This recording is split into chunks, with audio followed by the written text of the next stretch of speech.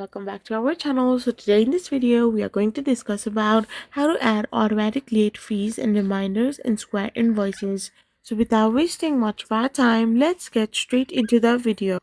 So to add automatic late fees and reminders on Square Invoices, all you gotta do is simply go and tap open your Square Invoice.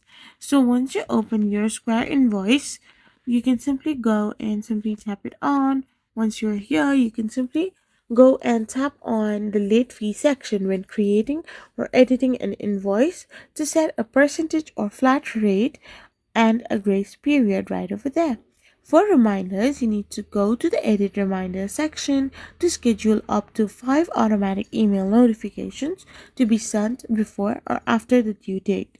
You need to note that automatic reminders are not sent for invoices delivered via text message. So, if you want to add late fee or like automatic late fees and reminder in Square Invoice, you need to opt this method. I hope you found this video helpful, so don't forget to hit that subscribe button and to give us a thumbs up. We will be back again with more informative videos. Thank you for watching.